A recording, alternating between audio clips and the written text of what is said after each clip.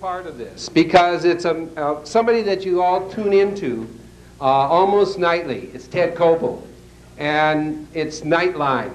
All right, at least maybe if not Nightline, you see him on the news all the time. Everybody's seen Ted Koppel, right? Right? Right. And everybody believes everything he says, right? Wrong. Okay, good. Good for you. So take this with a grain of salt. Understand that not everything that comes over TV is truth, all right?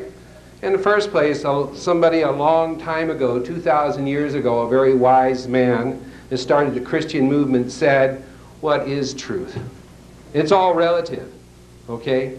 So what I'm going to try to bring to you today so that you can use your intellect to discern, or maybe something even a little higher than that, the right brain, as an example, the creative self, to discern some of the things that I'm going to tell you as truth today. And not so much of the intellect. That's left brain. Try to remember that the left brain is simply a computer, and it processes all that genius from the right-hand side. That was just stated by the previous speaker. Okay, the same approach. So what I'm going to try to bring to you tonight is a little basic understanding. It's going to violate some of your understandings. Okay? Understand that unlike a lot of the speakers here, I'm not an electronics person. Okay? My degrees are not in that area. However, I work with electronics people, and we've developed this equipment. I'm more interested in what it will do, not how it does it. I'm only interested in how it does it, enough so that I understand the theory of it, or the abstract, and enough to be able to modify a few things here and there. So what I'm going to start off tonight with is this TV program, Ted Koppel, Nightline, and he's approaching, supposedly, objectively, the field of electromagnetic pollution, mainly power lines. Now when you see this, try to remember that power lines are only the extension of that which is bringing this killer to you. And I'll explain what I'm saying, killer, later, okay? So remember, the power lines are not the culprit. It's where it ends up, basically. Power lines is only part of it. But that's just what they're focusing on because that seems to have gotten the attention in the press. I will show you some books down here at the end of this that refer to this problem, this current problem that's existing throughout our particular location, or all throughout the civilized world in the 20th century. And then I'm going to try to subvert to you a few elements that basically say that our society, our way of living, our fast pace, our 20th century is killing us prematurely. All right? I'm going to hopefully support that for you in tonight's brief time by showing you the deadly duo. The deadly duo is what we call it. That's chemical pollution, which we've been hearing about for 20-some years, okay? And it gets more and more increasing. And then when you add to it the electromagnetic pollution, you have a very deadly duo. And the victim of that is your thymus gland. And that is right here, and that is what keeps you here. Okay? It's your only protective system. It's your only police force. And when that is gone, like with AIDS, and remember, AIDS does not kill you. It's not AIDS virus that kills you. It's the not being able to have any protection. The police force is gone. Your thymus is not doing its job, and so consequently the body can't handle the elements that are hostile around you on this planet. So there's no more backup after the thymus is diminished or gone or ineffective. And our society has created a monster, a Godzilla, that is exactly feeding on that. All right, we'll show the film first, and to me this is a very naive approach to what is really going on. He tries to be objective, and one thing I do have a degree in psychology too, and I want those of you who are astute in that area, I want you to notice the man at the very end, or more toward the end. They're interviewing the representative for New York Power. And notice that how many times or how often his eyes are flashing. In other words, blinking.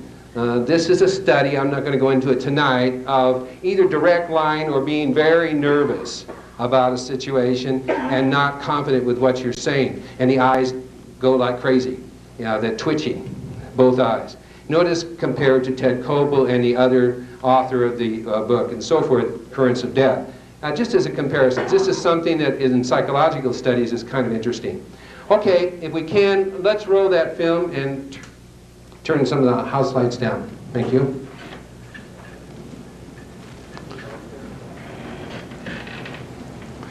I apologize for the quality of the film. It's about 3-generation copy.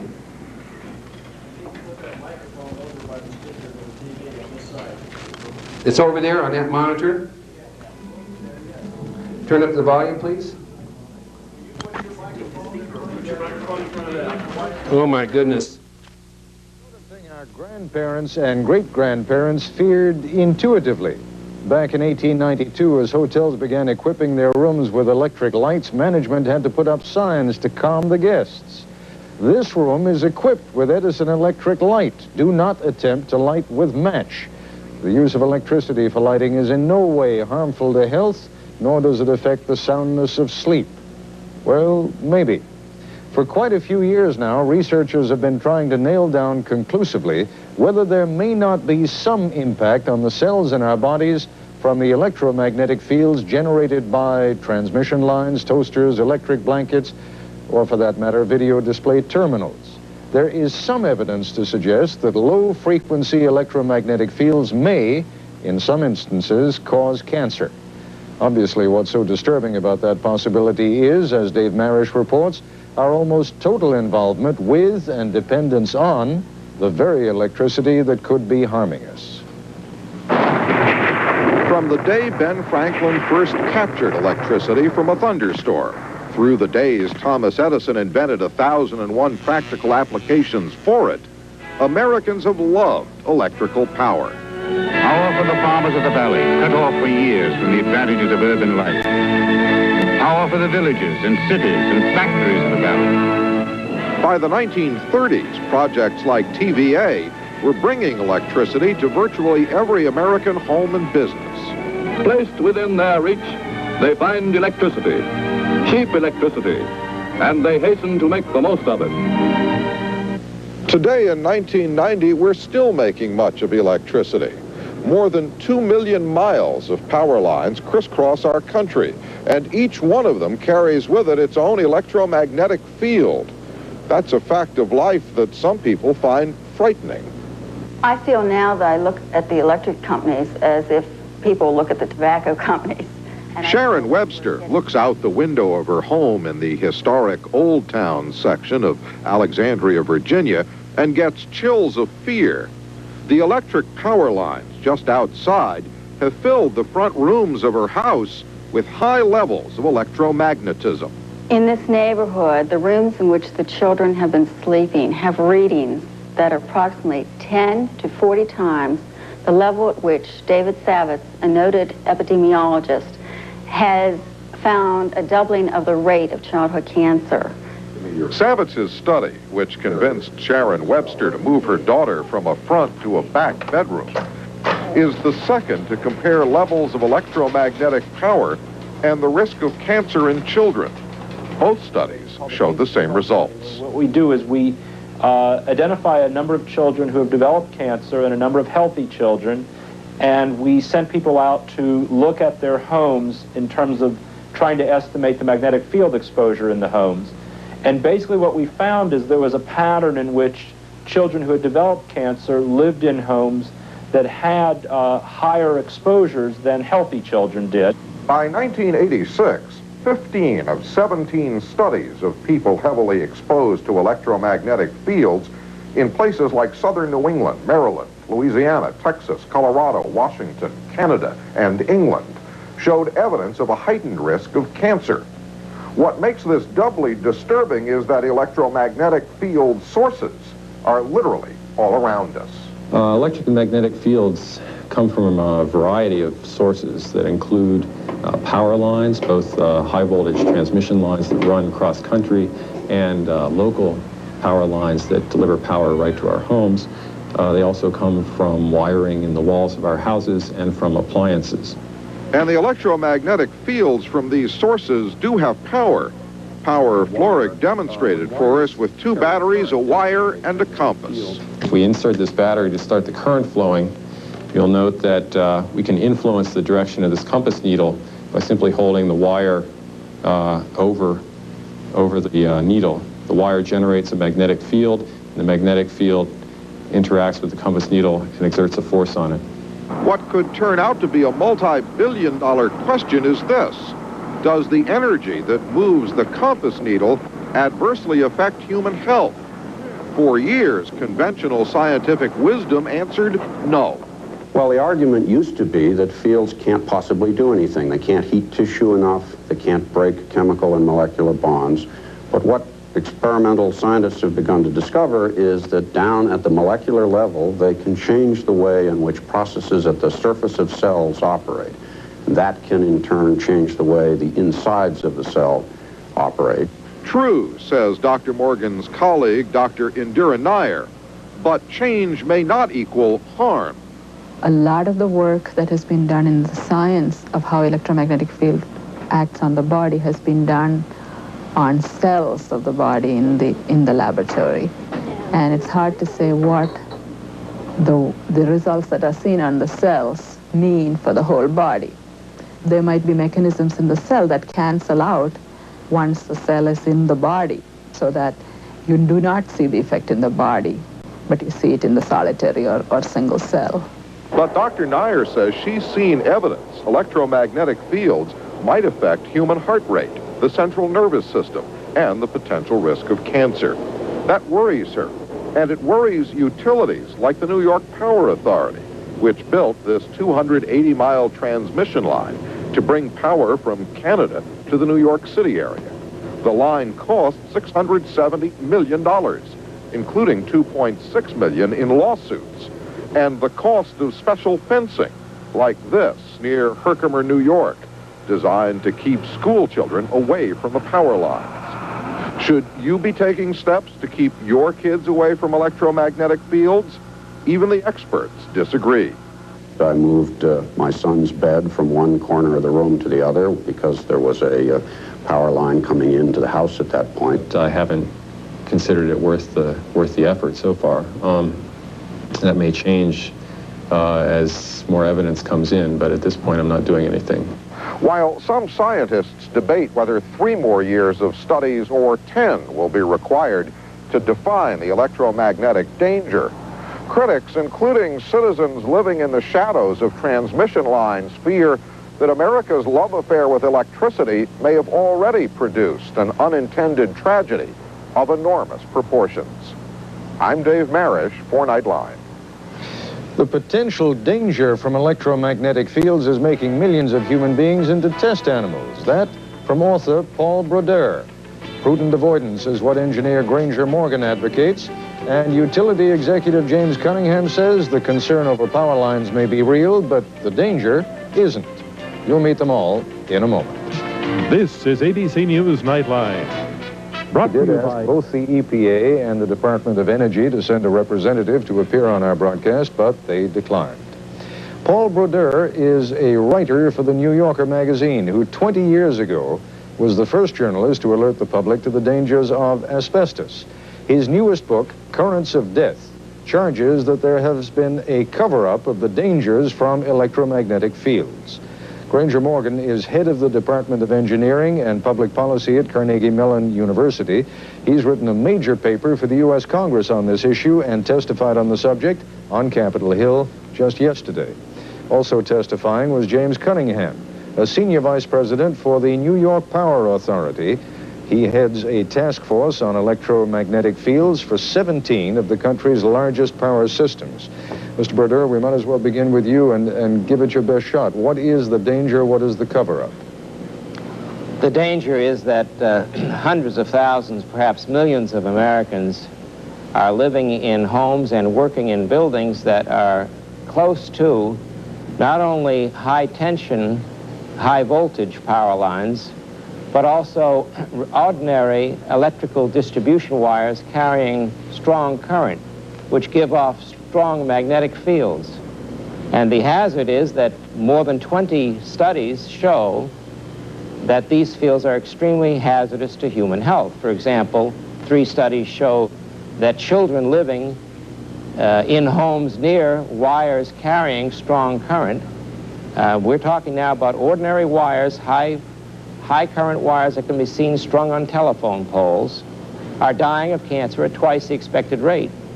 And we're talking about another 20 studies that show from all over the world that men and women whose occupations expose them to electric and magnetic fields are dying of cancer, particularly lymphoma, leukemia, and brain cancer, at rates that are sometimes almost epidemic. Let me just interrupt you for a moment to ask you whether A, any of these studies have been blind studies, and B, whether they have been conducted over a sufficiently long period of time that any one of them comes to the unambiguous conclusion that these electronic currents, these electromagnetic fields, are in fact causing cancer. Does any one of the studies say that, just that categorically? I don't think that any one of the studies says that, just that categorically. In fact, I don't even think there are any of the studies of asbestos disease that would say it that categorically individually. But the accumulation of these studies, 24 studies showing that human beings living or working near wires carrying such current and giving off these magnetic fields are developing cancer at extremely high rates, is an accumulation, a significant accumulation of information. And it should be remembered that this epidemiological human information goes hand in hand with dozens of studies, all of these studies published in the peer-reviewed medical literature, dozens of studies showing that magnetic fields, low-level electromagnetic fields such as come from power lines, can change the chemistry of the brain, can affect the ability of the T lymphocytes, the soldiers of the immune system, to combat cancer. And thus, by suppressing the immune system, we have a rationale for how these fields may be causing cancer. Mr. Morgan, are you as concerned as Mr. Brodeur, and if not, why not? I'm concerned, yes. I read the literature a bit differently than Mr. Brodeur does. I agree with him, first of all, that electromagnetic fields are all around us, and if we have a serious public health problem here, indeed it probably derives principally from distribution lines, that is, the lines out in the street, from electric blankets, appliances, home wiring. But the science is a little more complicated, I think. There has been, over the last 15 or 20 years, a lot of very high-quality science done, both in laboratories, with individual cells, with animals. And it's as though we're trying to put together a very complex puzzle, and we've got a piece here and a piece there, and we're trying to figure out what the picture is. We don't have enough pieces to fully dope out the picture. Now, Mr. Brodeur is correct. There have been a variety of epidemiological studies that suggest an association between exposure to magnetic fields and an increased rate of cancer. The difficulty with many of these studies, however, is that they have big uncertainty bounds on them.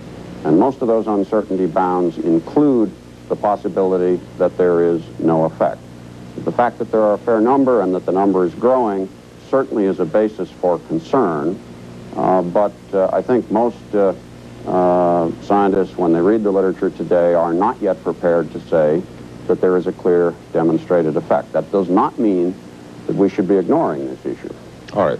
We're going to take a break right now. When we come back, we'll hear from Mr. James Cunningham, who's with the New York Power Authority, and we will get the industry's point of view. We'll continue our discussion in a moment. And continuing our discussion now with James Cunningham, who is with the New York Power Authority. Let me put the question to you from the vantage point of a consumer who's going to look at the industry and say, those folks have got so many billions of dollars at stake here and so much money to use that the evidence would have to be absolutely overwhelming before you guys would do anything. Not necessarily so, Ted. The fact of the matter is the utility industry is quite interested in getting to the facts surrounding this issue. And over the last 7 to 10, 12 years, we've spent somewhere in the area of $26 million conducting studies trying to get to the bottom of this issue. We are interested in getting the facts. We feel that there are a number of studies out there that Mr. Brodeur did not mention that show that, in fact, there is no relationship. There was one in particular I can think of that was conducted in Seattle that showed there was no relationship between the presence of these fields and adverse health effects. There was a woman in Dave Marish's piece at the beginning of this broadcast who, again, I think hit the nail right on the head when she sort of drew the comparison between the power industry right now and the tobacco industry, which is still sort of fighting a rearguard action despite all the evidence now that cigarette smoking causes cancer and emphysema and all those things, and say, well, guys, we still have a couple of studies here. I am not suggesting that the parallel is a precise one, but I am suggesting that the economic pressures could induce the power industry to take the same position. Well, speaking from the perspective of a public power utility, we don't have any stockholders, Ted. Our customers, in essence, are our stockholders. So any additional cost that this utility would incur, or public power utilities would incur, would be borne by our customers. So basically what we're saying here is that any expenses we incur, we have to be prudent in terms of making sure that we're spending dollars on a real problem. And the evidence to date does not support the fact that there is a real problem. The evidence, I mean, the money that you would have to spend, and I don't want to get totally mired in this part of the issue, but the money you would have to spend, let's say, if power lines had to be moved, would keep you from expansion, however. I mean, it would prevent your being able to expand into other areas and make more money. Well, we have a responsibility to meet the growing demand of the public with respect to electricity. So that is, in essence, what determines whether or not our market's going to grow or decrease, not how many power lines we have and not whether or not we have to move power lines. Mr. Brodeur, jump on in, would you? Well, I hear Mr. Cunningham saying that the power companies are very interested in studying this problem and that they have been studying it. It's been 11 years since they knew about the first childhood cancer study. It's been 4 years since they knew about the second Dr. Savitz's study, which confirmed the frightening findings of the first. Now they want 5 to 8 years more, and the American people simply aren't going to put up with that. I would ask, you know, when has the New York Power Authority said anything to these customers about this problem? Have any of them been told in their weekly bill? Has there been any kind of real attempt by the New York Power Authority to educate its customers about it? Absolutely not. You haven't heard a word about this until recently, and now all of a sudden the Power Authority is saying, let us handle this, we know best. Well, when we heard that last was from the asbestos industry, and we know what happened there. Mr. Koppel, I think first of all, if I may respond, Mr. Brodeur is wrong once again. The fact is that the study that he referred to 11 years ago, a number of people attacked the scientific methodology of that study, and I don't think that study, Mr. Brodeur, had much credibility. The study that you referred to, the Savitz study, is a study that in fact was sponsored by the New York Power Authority, and Dr. Savitz in his conclusion said, this is the cause for additional studies, not cause for alarm. He was quite clear. So Dr. Savitz, I think, disagrees with your assertion. Mr. Morgan, you wanted to, just let me get Mr. Morgan in because we're almost out of time here. Go ahead, Mr. Morgan. Yes, I think there are probably a few things we can all agree on. We could fight all night. One thing is that at the moment, the largest research supporter in this field is the Electric Power Research Institute, and everybody agrees that that's not a good situation for different reasons. The federal research presence in this area is dramatically too small. It's about half what EPRI is currently spending. And clearly, though we may disagree about the details, we need to substantially expand the research support, both to understand the science of the problem, to find out whether there truly is a risk, and also to figure out what we might do about it if and when agreement is reached that there is a risk. Let me just jump. Let me just how jump to proceed isn't clear. Yeah, that's absolutely fine from the scientific community's point of view and from the industry's point of view. Let me have you devote the last couple of minutes of this program, though, to the consumer's point of view. Folks who are at home right now under their electric blankets with their lights on, watching their television sets, perhaps playing with their computer terminal or whatever it is they're doing, may be saying to themselves, what do I do at this point? Anything I can do, anything I should do? Put the electric blanket away. There are preventive measures to be taken. You can stay an arm's length from your video display terminal and stay out of the field. You can discard your electric blanket and wait until the manufacturers redesign those blankets, which they're doing even as we sit here. And most important of all, we can reroute high current wires that are putting strong magnetic fields into schools and homes. we can lessen those magnetic fields by restringing those wires and by undertaking some sensible preventive measures now and not waiting another 8 years while we expose millions more people to this hazard. Mr. Cunningham, what are we the... can write our congressman to get the research done to know whether the millions and billions of dollars Mr. Brodeur is advocating spending are worth spending. Mr. Cunningham, what do you think the chances are of some of those measures that Mr. Brodeur is talking about being implemented by the power companies soon? Well, I think some of them actually he referred to would require the actual consumer to take some of those steps in terms of their use of certain appliances and I'm talking about the power lines now, the high voltage power lines. I think that the topic itself, Mr. Koppel, is quite clear in terms of the scientific literature to date that if there is a serious problem to the population at large, that the thrust of the problem is really in the home, where you have the wiring in homes, and you have distribution lines, and you have some problems perhaps with grounding of wires. Just help me out a little bit, because we're down to our last 20 seconds, and try and answer my question. Yeah. What are the chances that the power companies are going to start moving some of those high voltage power lines? Well, it doesn't seem to make any sense whatsoever to move those lines, because it would cost millions and in fact billions of dollars to move them until we know we have a problem. And how long will that be? Well, one of the things that the Large Public Power Council is calling for is a national study, and I think the experts agree it would probably take about 5 years before we get some answers. All right, gentlemen, thank you all very much. I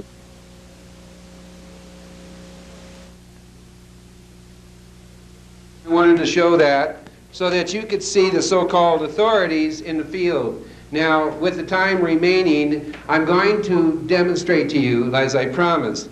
I can have the lights back on for a moment. Okay, I need a couple of volunteers from the audience, all right?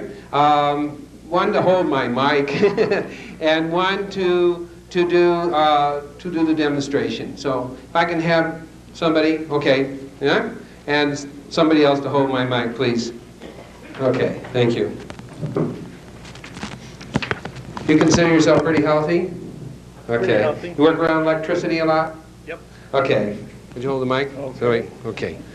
This is a simple demonstration using applied kinesiology. Okay, it's being recognized and used for years, 25 years or more now, by chiropractors, naturopaths, and those who are aware of it's officially deemed as being the involuntary subconscious response to an outside stimulus. Okay, so what we're asking is his subconscious to reflect back in strength or weakness what may be affecting him. All right. Now we're using the thymus. Have you done this before? I've done kinesiology. Okay, then you know what I'm doing. And I'll turn a little bit so the audience can kind of see the direction of the arm. You'll hold your thymus here, which is right there. You didn't know, okay? Right there. And we're going to hold your arm up like this, all right? And I'm not going to jerk. I'm going to pull down easy, okay? And I want you to resist me, go back against me as much as you can, both times, so that it's the same, okay?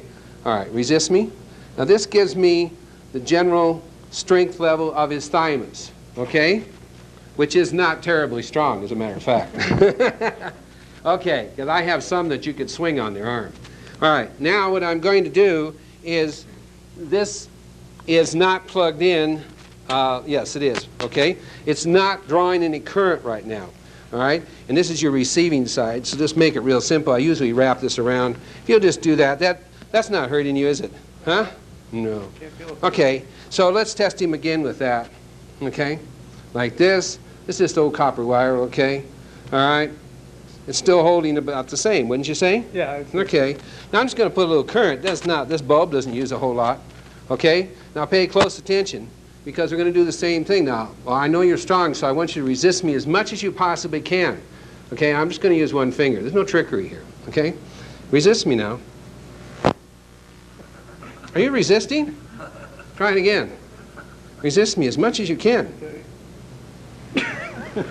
Okay? It's not that I'm Superman. It's that the current is affecting him. Okay? All right? Is that correct? A lot easier to resist you. See? I was putting the strength on it, right? Yeah. Okay. Now, that's a simple demonstration of very small current being drawn by this through that wire, that extension wire.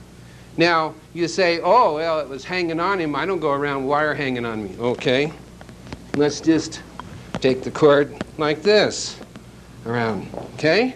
And let's just say that we're imitating an average room, that it's going through the walls. An average room is about 12 by 15, and the magnetic field effect goes in at least 6 to 8 feet and overlaps, okay? Hold your thymus again, please. Okay? Well, just to show you the difference. Okay, this is not turned on. Same, right? Still strong. Okay. Turn on the juice. Very little current draw. Okay. Resist me again. Okay. All right. Now, what do we do to counteract this? All right. Is electricity bad? No. Electricity isn't bad. It was given to us. God created lightning, right? Thank you. Appreciate that. Thank you very much. It's not electricity is not bad. It's the kind of electricity. It's the frequency. What you're getting through the walls is 110 on an average, okay? 60 cycles. All right? That's the problem. Let me quickly give you a history of what happened to that. We all have accepted this. There's nobody in this room that remembers when that all happened. I don't think anybody's that old here. Okay? But basically, when Nikola Tesla, and I'm sure you all know he's the father of modern-day alternating current, okay, and the Tesla coil, which is the premise to all high-power systems, when he devised AC, alternating current, he discovered that it wasn't all good. All right? Like, there's always a polarity in everything. Meaning that if it operates at too low a cycle, it is damaging to the cellular structure of human beings and plants and animals, okay, to various degrees. Depending on the resistance of the human being would show the amount of effect. Now, along came Edison and challenged this because he wanted DC. All right, we're basically DC. The human body is DC. All right? So Edison challenged him, and to demonstrate the point of how harmful AC was, he scooped up, had his henchmen scoop up dogs, stray dogs and cats, and electrocuted them in the street with 60 cycles. Okay? This horrified people. It put the fear of God in them right away. This accomplished two things. One is that it frightened people so that they won't touch AC, and that maybe they didn't want that system. Later, the second thing came into place, and that was that when Tesla finally gave through Westinghouse, and Westinghouse developed the AC alternating current, and then it was adapted through J.P. Morgan's pressure on Edison, okay, and Edison was forced to adapt the system, and go for it, all right? The second principle came in, and that was J.P. Morgan said, I'm in the metering business, okay? I want to control people, the masses, all right, and meter them. And he wasn't kidding, all right? That's why the system that Tesla proposed of giving free electricity to the world by sending it through the earth as electrodynamo never took off, because Morgan said, I'm not in the antenna business. Everybody buys an antenna, that's the end of that, and pick up free electricity. I don't want to do that. Tesla says I can harness only 25% of Niagara Falls and feed the whole world and light every major city in the world. Free. Morgan said, no way. Okay? So what he did do was decide that when he did go to alternating current, they would maintain the control of the people. And it has existed till today. 60 cycles is a low frequency. It is too low for the body's tolerance. All right? But it's cheap to do it that way. It's effective, and you maintain controls. And he envisioned all these electrical people controlling us. Nobody touches electricity because you get electrocuted if you fool with it. Right? No amateurs. Only GE technicians and trained people. You see? That's what he envisioned. Complete power control. All right? And we bought it, and we got it. Okay? Did you know that?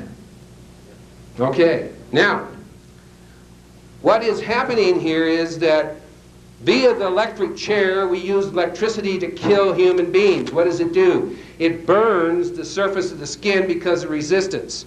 It burns the surface of the skin when it enters. Is that correct? Okay? 60 cycles, alternating current.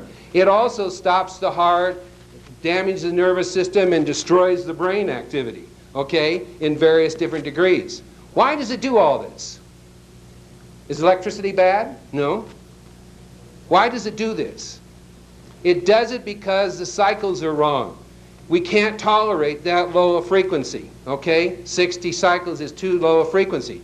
Tesla stood up, and this is on film on the life of Nikola Tesla, if you haven't seen it, made in Yugoslavia, okay? And those of you who haven't seen it, do see so.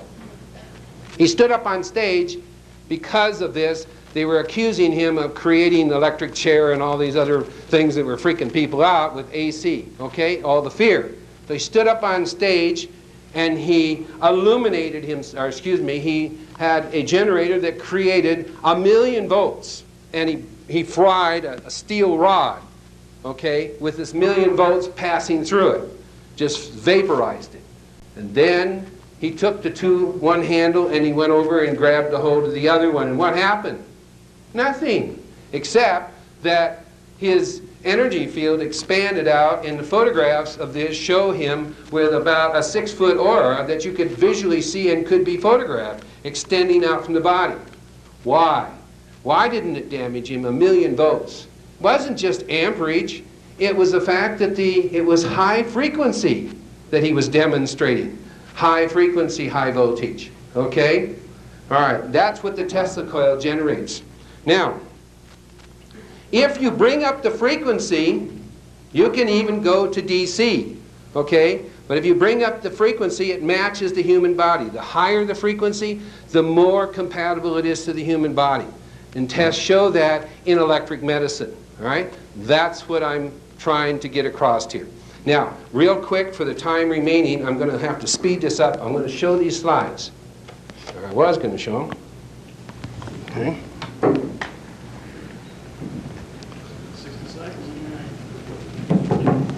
Okay. Can I have the lights down just a hair? A bit? Thank you.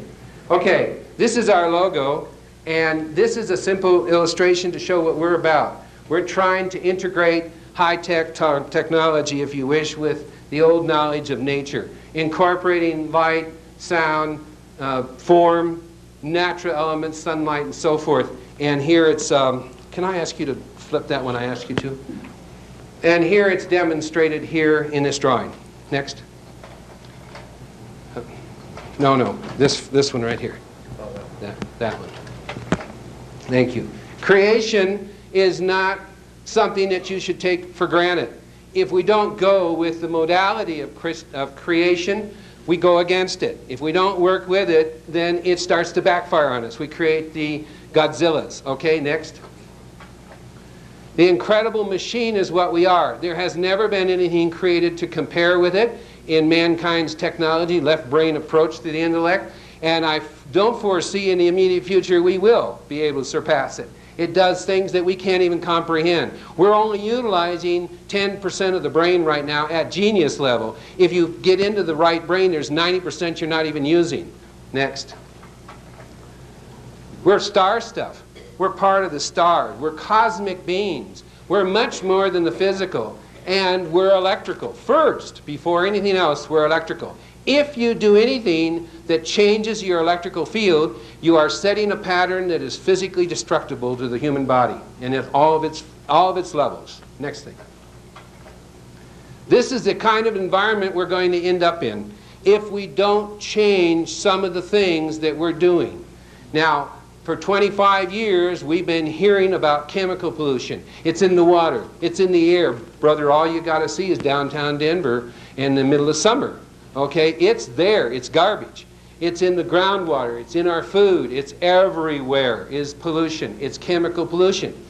Now, if we only had to deal with that, generations might be able to compensate for it. But when you add electromagnetic pollution to it, which in the last 3 generations has come into power, okay, then you have a very serious condition. And that's why we have this sudden increase in all of these allergies and conditions. Do you think all those weird flus out there are just bugs? They're not. The body cannot handle the normal hostile environment that is here. We are dealing with it, and we have a machine that's supposed to deal with it under normal given conditions. Next. This is another aspect of how we might end up. Do you all want to end up in a bubble? It may end up that way. We get our life force through prana, which the East Indians call prana. It's the electricity. It's like negative ionization that accompanies it, that we survive on. It feeds the brain. Next. These are dinosaurs. A drawing of dinosaurs, a painting. And they are obsolete, or they are no longer, they're not even endangered, they're obviously extinct, right? All right? We are becoming extinct, literally. Our environment is killing us that we've created. And the dinosaurs were around several 100,000 years, or excuse me, several million years, okay? Where we've only been on this planet a much shorter period of time. There's some speculation on that, but a much shorter period of time. And only within the last 40 years, 40 to 60, given if you've been living in the cities, has it really gotten serious that we are going this path, all right? Now, I'm not a doom and gloom prophet. I say there are solutions, and I want to tell you that there are things you can do within your own situation. Next. This is a cell, this illustration of a cell. Now, the reason I'm showing you this is because I want you to be aware that the cell itself is electrical, first, last, and always, okay? It picks up electrical stimulation and input, and it also returns it. It's a transmitter and it's a receiver. At the core of the cell, or I should say not so much the core of the cell, but the actual cell body itself resonates on 12 radio frequencies. Now, this was discovered by George Lakosky in the 1920s. And George Lakosky, when he discovered this, he's an electronic genius, engineer genius, and had a very profound knowledge of the human body. He went to Nikola Tesla and he said, can you put some power behind this so we can broadcast this to the body? These 12 frequencies, all right? And if they have that slide ready, or excuse me, that the illustration I had faxed in on the brand new book, on George Lakosky's book, can you throw that up or do I turn the slides off? The overhead lights? On the TV. Is that correct? Can you throw it on the TV? Throw it up on the TV? The lights? Okay.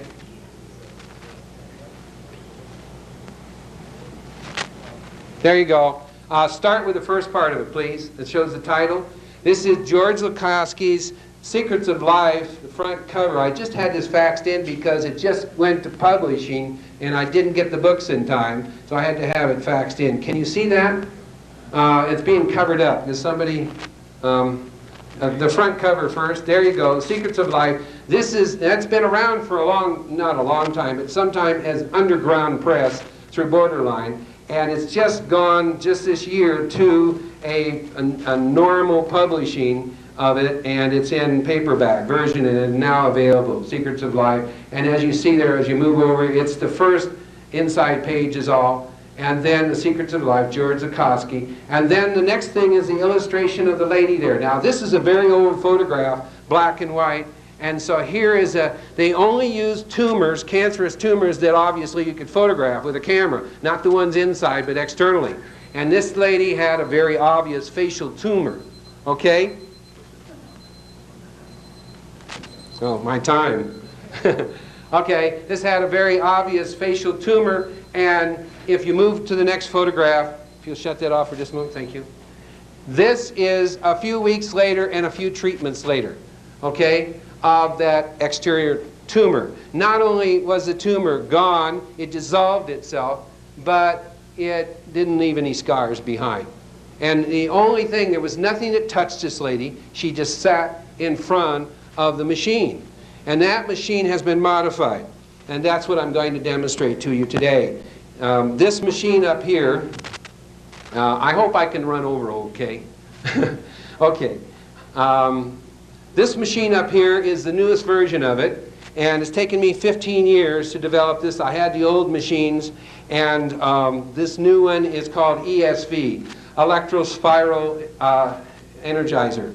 Okay? Now, what I'm going to demonstrate here so that you can see it is a spark gap going across here, and the difference is this pattern is not the old pattern. The old pattern was straight up and down. This is the new S pattern. I'll go into this more detail with those who want to come over to the poster room, is where there's going to be a next door to that. They're going to allow me to continue on with some of the video that we have, because there's not enough time. But I'm going to turn this on and show you what we're dealing with here. Now, this is, what's coming out of here is 100,000 volts of high frequency.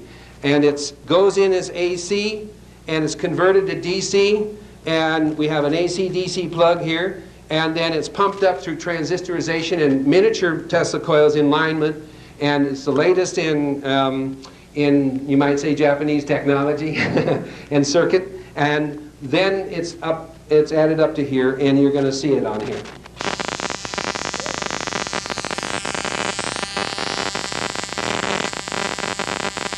Now I'm going to demonstrate how harmless this is. Okay, sideways, I don't know if you can see, there's an inch spark jumping off my finger here. Okay?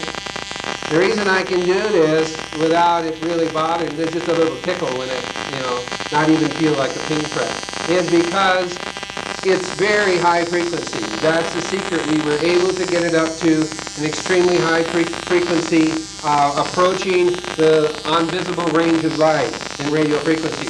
I'm not going to get into the technical aspects of this. What I want to do is to demonstrate better what I'm dealing with here as far as effects, instead of telling you, again, one picture is worth 1,000 words. So if I can have another guinea pig, it won't hurt you. In fact, it energizes you. If I can have somebody, here's somebody real close here, and if I got enough room to have you stand in front of this on that little ledge, I don't think I gave you much room without knocking this over. No, with your back. That's it, like that. It's like that. A couple of inches away from 3 or 4 inches is all that's necessary. And have you done muscle testing too, sir? Have you? Will you hold your thymus like this with this hand? Thank you. And from down here, and just don't back up anymore because you'll knock down, okay? Just like this, all right? Now I want you to resist me as much as you can, okay? All right, resist me. Okay, now that's his normal level of resistance, okay?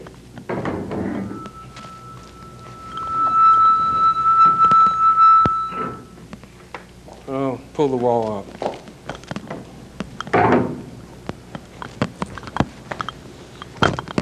You can relax the arm. I don't want it to go physically tired. Okay. I can do this without pulling everything out of the wall. Just hold that like that up in front of you. Okay? And now we'll turn it on.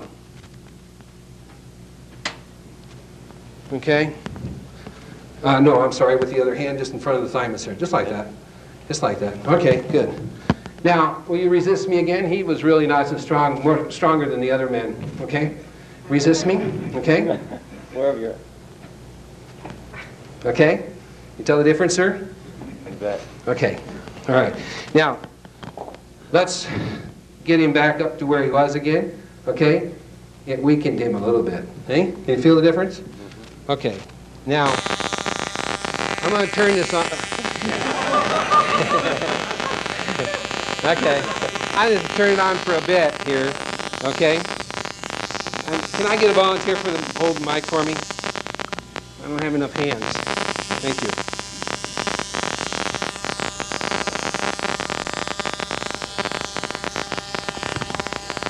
Okay, now let's test you now. Not even a minute, right? Okay? All right, resist me. Am I pushing hard? Okay, now. I can't get me down, though. Okay. And it's still on, right? Okay. All right, resist me. Tell the difference? Okay. You like that charge? can go on home. Okay. Okay, yeah, that's true, actually. What is cold? What is a cold? Why haven't they found a cure for the common cold? Why? Because it helps build up the resistance of the body.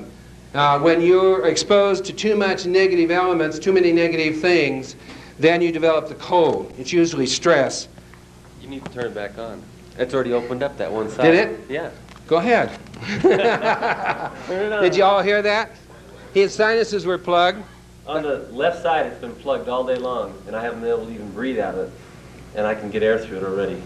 Okay, we make this a little more effective by, you can hold this, see? It won't hurt you at all. Just hold it with this hand, with the other hand, okay, or just both hands, up to your sinuses like that. Now, you'll have to come forward a little bit. We're running. I'm going to get a brown nose out of this. Okay, all right?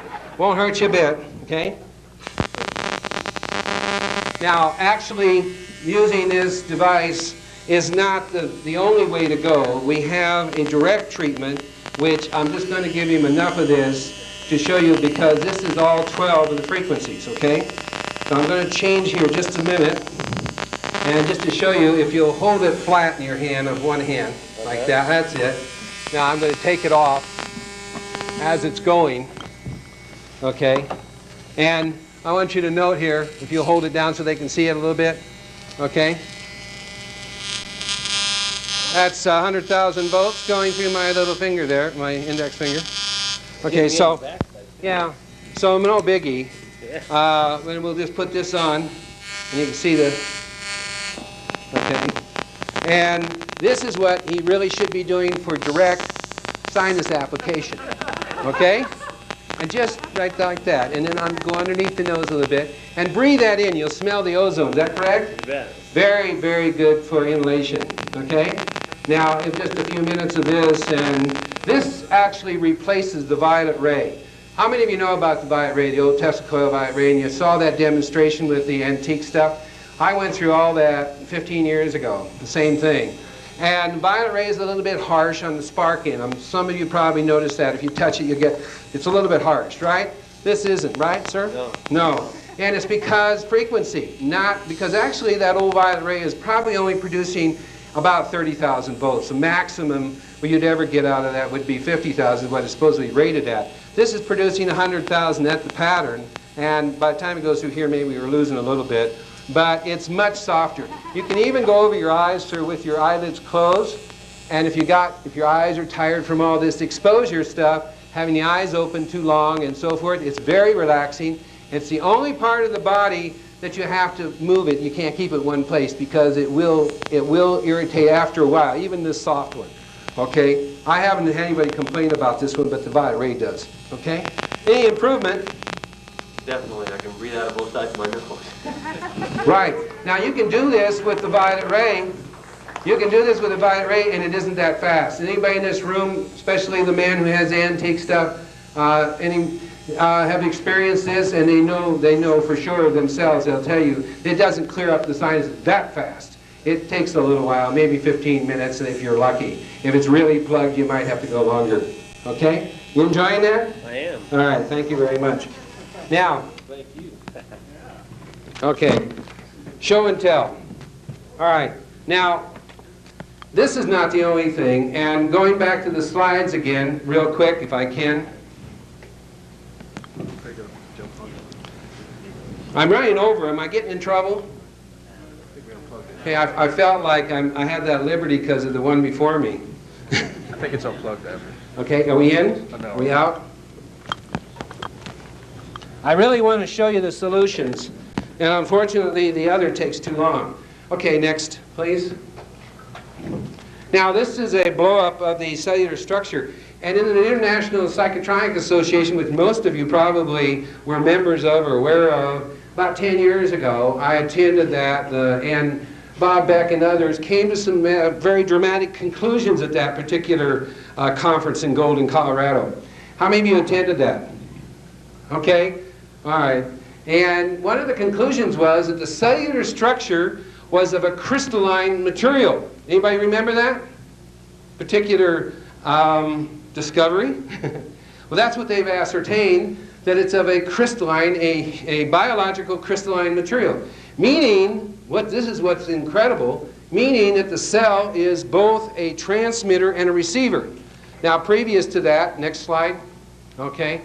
Previous to that, we believed that the cellular structure, or actually I don't think that's right, proper alignment, but we believed that the cellular structure before that, the DNA was carrying programming from before through genetic, okay, and that's where it got some of its weaknesses in its strands. Part of that is true, but through this discovery, and since then, they discovered it's getting its messages from the outside. It's actually acting as a crystal receiver. So it's getting its negative and positive messages input from the outside. In other words, if you're trying to listen to a beautiful musical conference and somebody's got static electricity going on and all kinds of racket going on, you can't hear it properly. That's what happens to the cell. It's not getting its proper communications between the other cells of the body and itself, and therefore when the communications break down, disease sets in. Okay, the lines of communications is cut, just like in military tactics. And the cell starts becoming suicidal or cancerous, okay? Now, the brain is the most sophisticated transmitter and receiver that we know of, and the brain is the first one to be affected. And if the brain is not getting the messages properly due to fluorescent lighting short-circuiting your brain, due to electrical fields surrounding you, due to the improper chemical balances in the body, coupled with that, you're in trouble. Okay, because the message is to repair the body, to rejuvenate it, and to extend its longevity is not there. Okay, it's not there, or it's short-circuited, so I get a little bit of it through. Okay, next shot. The heart. Now, how many of you know? Can somebody tell me out there what's the biggest killer today? Fatal killer in our society. Somebody say cancer. No. Heart disease. Right, heart disease. Okay, by far. Why? Why the heart? Do you think the Creator was a kind of drop the ball on this one? Really? I mean, with all the fantastic stuff that was created in, do you really think that this particular organ is weaker than all the rest of them? No, I don't think so.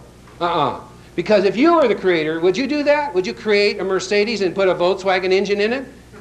You see what I'm saying? Okay, well, the heart is no weaker than anything else, but it has become weaker in our society. We have accepted heart failure as a natural cause of death. It is not pathologically, heart failure is not a natural form of death. Do you know that? It's no weaker than any other part of the body. They've discovered that the brain, independent of the body, will actually go for 1,000 years if it had proper support from an outside life support system that wasn't corrupt or polluted or broke down. The brain itself will have a longevity of 1,000 years. And what did it say in the Bible? 940 years old, and then they went down from that, right? Each generation or after. Right? Is that correct? If you can take it literally or not. All right, next slide. The heart then is, as I said, is no weaker. Not really. It's not supposed to be. But what governs the heart? What actually controls the heart electrically? Does anybody know here? What gland controls the heart? The thymus. The thymus gland really does control the heart action. The thymus sits right in the middle of what we would call where the heart area is. Your heart sits to the left, of course, but for most people, but the thymus sits right in the middle. And in Eastern philosophy, they call this the heart center or the heart chakra. Have you all heard of that? Huh? Okay. It's every physical organ in your body has an etheric counterpart. Every single one of them has an etheric electrical counterpart that it answers to. And the things happen there in electrical first before they ever happen in the physical. So the heart chakra is a spiral, and that chakra means wheel, energy wheel. And that's where the energy comes in. That is the one under attack. That's the one that's giving out the heart chakra. And right connected to it, behind it, or I should say actually in front of it, physically is the thymus, and then our physical heart. Now, for the last 40, 50 years, we haven't got it. We didn't get the information. We didn't get it here that all this heart failure stuff, increasing the #1 killer, is attributed to something. Okay? So guess what we had to do in cooperation with creation? we had to create AIDS, right? We don't have any backup anymore, people. AIDS is it, all right? When the immunity system goes, it's all over, okay? And our police force is pulling out. If you pull the police force out of New York City and then turn the lights out, what do you think would happen? Okay? Bingo, you got it. All right? It would be total chaos, and man would return to an animal again, primarily. Okay? And that's what's going on with the human body. It's at war with itself because there's not the police force there. The thymus is under severe attack. Next shot, and all the other organs answer to that. Okay? This is the DNA. They discovered that there is a little, and it isn't pictured here, there is a little enzyme that moves the DNA ladder around. And they don't know who's telling the enzyme what to do. But they have discovered in biology there's this little enzyme that moves the ladders around and creates the mutation, the genetic mutation that creates the next generations and even currently. Next. This is the aging process speeded up here. Okay, the top, same person, young girl, and then the bottom is when she's aged. Okay? Now, this aging process, contrary to popular belief, is not natural. The dying process is a Mexican standoff, to use a slang.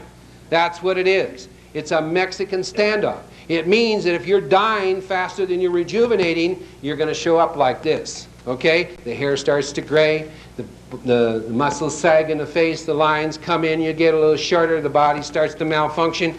All of these things that we call death or aging process is due to the fact it's a losing battle. Okay? Now, I'm not saying to you that I'm going to offer you a solution. You stand in front of the multi-wave and you're going to live forever. I'm not telling you that. That's up to you, okay? And your creator, whatever you decided, all right? But I will tell you this, why go through the pain and strain? A lot of people, even if you don't have the longevity, in your latter years of life, there's a lot of people that are very old that live nice, comfortable lives without all the pain and pills and constrictions and being in a hospital hooked up to tubes and everything else until they finally croak. Okay? So what I'm saying to you is that if you can get an edge on that, you can offset it. All right? There are people in the Himalayas, the Hunza people, their average longevity of the Hunzas are 140 years of age. And their women in their 90s look like that top photo. And they're still producing children in their 90s, and so are the men still fathering them. Okay? If you haven't heard about the Hunza people in the Himalayas, you should investigate it. Okay? Now, next shot. They're immune from our normal society. All right? That's one of the big advantages. They don't have electricity, or they didn't have until recently. Okay, now this is the body electric, and some of the things that I'm talking about, and this is an MD, Dr. Becker, and the bookstore here is carrying this. I requested that he carry some others of Becker's, Cross Currents, and this is an excellent book that you should research. The more you fool around with electricity, okay, the more you should know about what this MD has researched. And this is his next book, okay, more current book, called Cross Currents, and like the other book, Currents of Death, this covers a lot of the research work done over the last 15 years. He's really done his homework. He's been on national television, and I got several tapes on him. So if this is just a courtesy of this organization, they just got this into the bookstore at my request, so go get this book. It's real important. And then there, I showed you already Currents of Death. All right, now this one is also available in the bookstore. And then this one is available through the organization in that's called it's Accentria, I believe it is. I hope I pronounced that correctly. They have a booth over in the poster room next door to my table, or down the way from my table. And they've the courtesy. This is their courtesy from them. They've allowed me to show this as a brand new book, and it's Electromagnetic Man. This is really excellent. Need to get into it. It's brand new. And the final one I want to show you as a reference is the one book that I'm aware of that's out. It's been out for some time on the multi-wave oscillator. Okay, George Akosky's multi-wave oscillator. And this is by Tom Brown. And this is also available through the bookstore, but they said they sold out. So this is also from the courtesy of the other people in Essentia, I believe I pronounced that right, in the poster room. All right, so this tells the old research work and the testimonials on the multiwave. Whatever you read in here, you can triple, okay, from what we're getting. Now that is just what we've discovered. That's my truth. All right. Now I'm not a medical doctor, so I cannot make claims that it's going to do anything. But I will tell you that this this machine takes Kirlian photographs. Next shot, please. Okay, and I worked with Dr. Thelma Moss at UCLA when she got her grant. If you can increase the focus on that just a little bit. Okay, Dr. Thelma Moss brought this from the Soviet Union, and she got a grant at UCLA back in about 20-some years ago now. I worked with her in '75. She brought me in as a request to do a special project, and '75, '76. And from that, I was so impressed with the results that we were able to get on this, I started having the cameras built, and with one addition, using Polaroid film. And Polaroid is not as sensitive, but we got what we needed, and we're still doing it today. Next shot. We're able to go to, you'll have to focus that, okay? This is a more sophisticated type of film showing Kirlian photography. Now, this is what we all should look like in the results of, and I should say in an example of a normal, healthy leaf with a corona discharge all the way around that's even and unbroken. Unless it was diseased or torn apart or something, when it's freshly plucked from the plant, it should look like this. However, the one difference between the vegetable kingdom and the animal kingdom is they have a controlling spirit that makes decisions from. They call them nature spirits or devas, whichever you wish. But those animals and plants are governed by that one single spirit, or I should, multiple spirits, but one single element. They're all grouped together that way. We are too, but we don't recognize it for the most part. And what happens is we are the only one, we were given dominion, according to the Bible, over the planet, okay? Dominion, when you translate that, does not, it means stewardship, actual literal translation. It means stewardship. It doesn't mean abuse. Stewardship, taking care of the planet. And because of that, we have free will. And the free will gives us the opportunity to destroy ourselves, our energy level, and subject ourselves to all kinds of manners of things that hurt us and kill us through our intellect. Okay? Next shot. So what we're looking at here, and these are some of the books. I'll go on. Go on, please.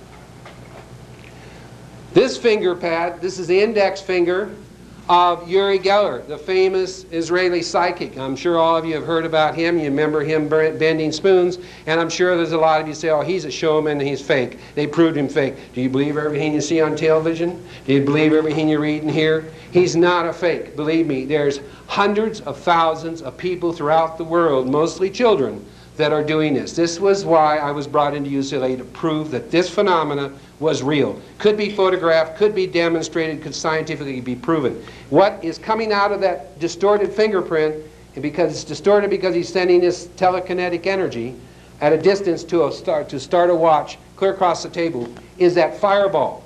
And that fireball can be photographed occurring, but you couldn't see it with your physical eyes. That is some of the proof before they got instrumentation sensitive enough to measure it. But he was real, and so are the others doing it. I know I had connected with hundreds of them.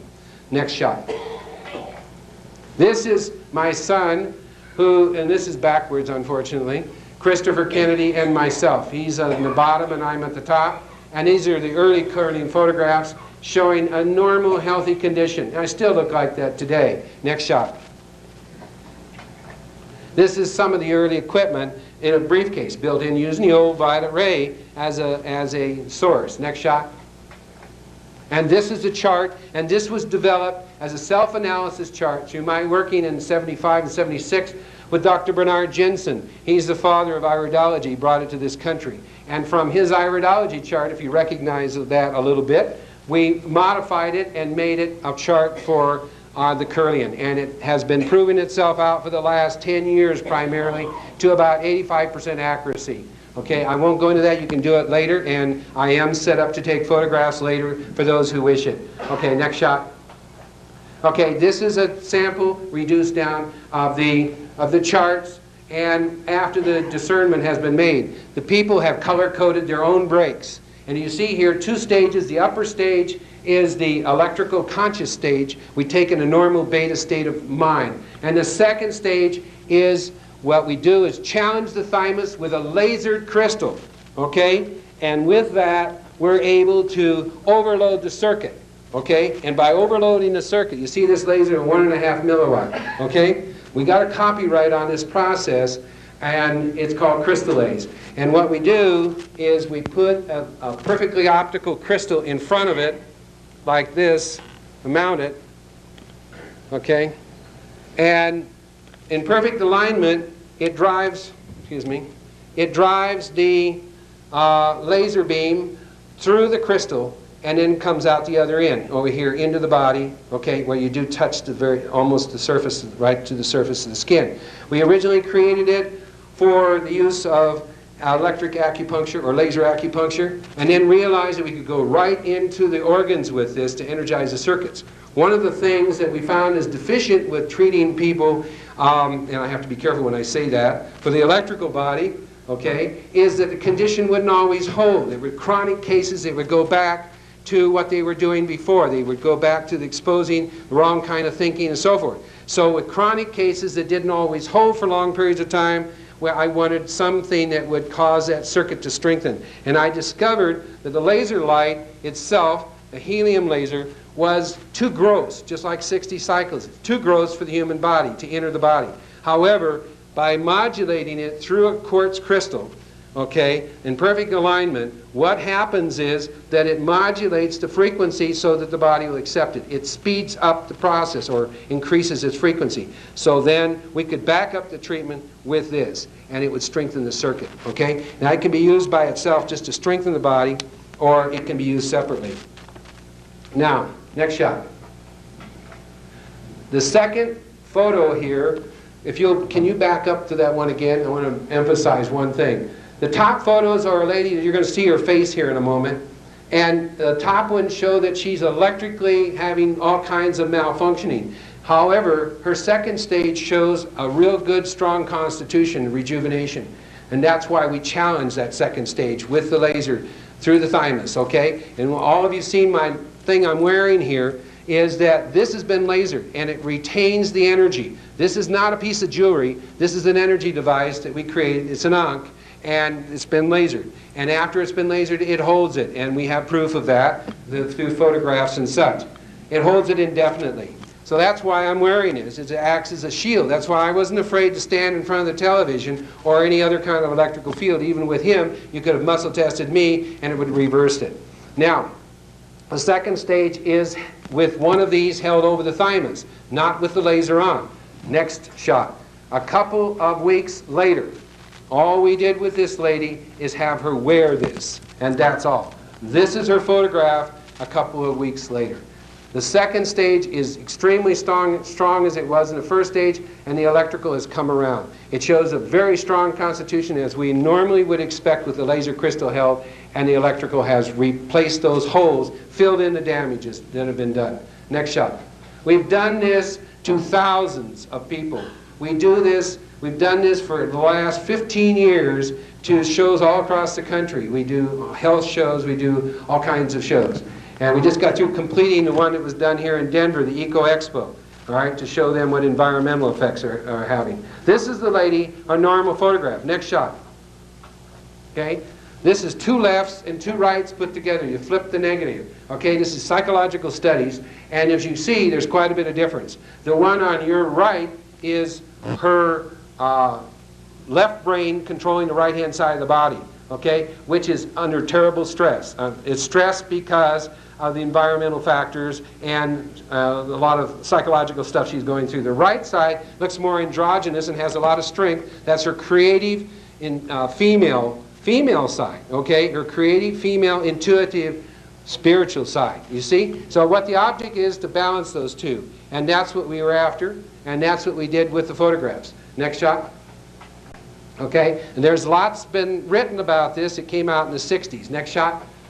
All right, and here's Ted Kennedy, okay, just as because he's a celebrity of somewhat, okay. His two brothers, I'm not going to really bother dwelling on this, but they're exactly opposite. They were exactly opposite of him. And as you see here, the dominant side is the top one, and that's his logical, materialistic male side, right? The computer side that's governing him. The lower one, his creative, intuitive side, female side, looks very naive, and you see that the eyes are looking outward, and that when the eyes are tracking out like that is what it is. He's looking on the outside for the answers, and when you have him tracking in, it's looking inward perspective. And most people that we do that have the challenge and the opposite of this look inward. All right, next shot. There's JFK, next shot. And there's the two sides. Exactly opposite of his brother. The strong side is his spiritual side, his female side, okay, and looks more like him. The other one is running scared and under a lot of pressure. And Bobby looks exactly the same, and that's why they had to get rid of him. Next shot. This is, real quickly, this is an example of thermal vision or thermography just to demonstrate hot spots in a house. It's the same thing with human beings. You can tell what's going on with the energy level of a body. Next shot. We use primarily Kirlian. This is from a tour, a major tour, where we discovered what the Ankh was really about in 1980 on a major archaeological tour. Next shot. And these are some of the products that came out of that, where we went to a completely sophisticated system way beyond pyramid energy. These pyramids are coated, they're natural materials of wood and paper fiber coated with orgone layering, layers of copper layer, one on top of the other, and then crystal coated, as you see with the grid systems there on top of that. We also add, next shot, gold capstones to them, as you see with this grid that slides underneath the bed. These people, when they bought this system, experimental system at that time, they told me that laying on top of that bed was like laying on an electric blanket with the heat turned down low. That's how intense this energy is. And if you've never felt pyramid energy, or if you think you have before, you can't imagine what it's like when you hop it up. We're dealing with very sophisticated systems here. Next shot. And there it is up close with 24 karat gold layered over sterling silver over copper.